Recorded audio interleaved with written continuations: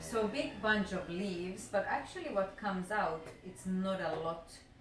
So this I can show you. I'll put it in a little glass for us. The leaves are not that juicy, but look at this, how slimy it is. This is the ivory. It's a very thick in consistency. This is pure chlorophyll. So chlorophyll, I say it's plant blood.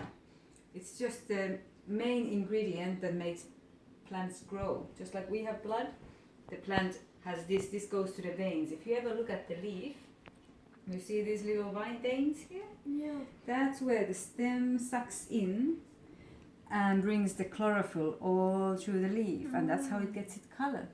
And when the fall comes and the sun is not so much, it brings it all back in and stores it for the winter. So that's for that education. But coming back to the food, is that we are now creating also this, which is a little bit of leaf with quite a lot of fiber. So I'll add this to my paste today. We are making flatbread. You could use this as a wrap. We are going to use it as just a flatbread with some dips and a soup today. And my measurements are quite much done by hand feel. So that's how you know how much to put in for the food. Yeah, it depends of course what I am doing. So here I'm using full grain rye and a whole grain flour. Yeah.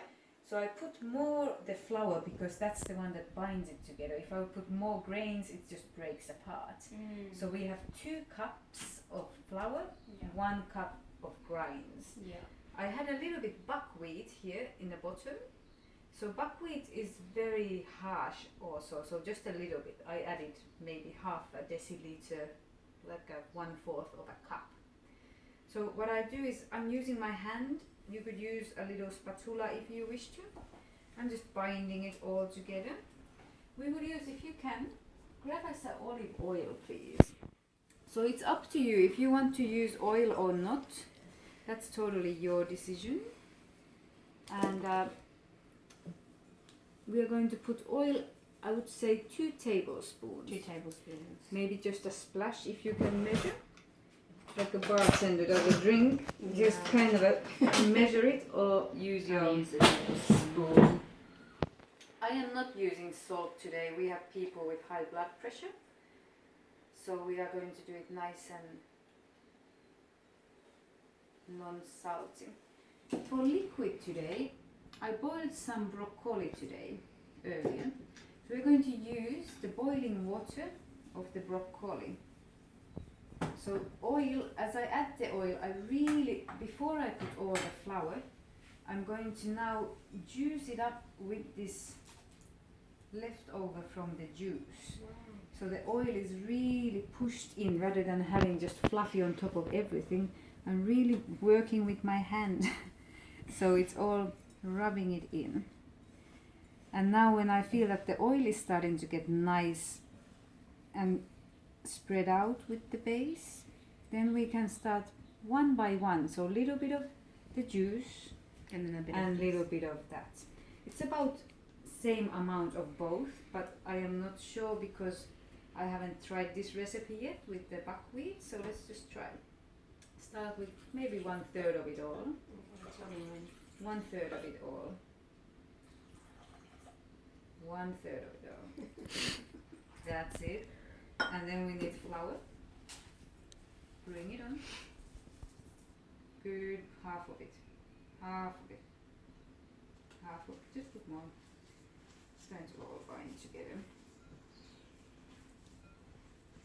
So why do I use hand again is that I really get into it. When you go with the spatula, there oftentimes there is left a little bit of lumps of put more things, lumps of flour or oil. Perfect. You can add a little bit of water.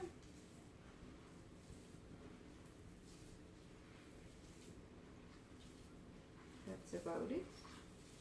Now it's again easier to mix it all. And I think now we can add the rest of the flour. If you get these little tails, you can take them off. They're quite crunchy, but it's just something people are a little bit unused when they are. So why I did just that is that when you add now in the end all of the flour, now you can just see, you don't want it too dry. So now in the end we'll add a little bit more water if we need, but wait, this is going to, because I'm now really grinding it in, looking how it works. We could have put some flax seeds in as well. I just made seed crackers, you could show them if you wish to. So we had flax seed and there was hemp powder, there was a little bit rye, and then the other one was with chia seeds, sunflower seeds, apple and oats. So it's a little bit sweeter one. And I try not to put too much same ingredients in my cooking. So like we see is this is kind of coming to the point that it's quite nice and solid.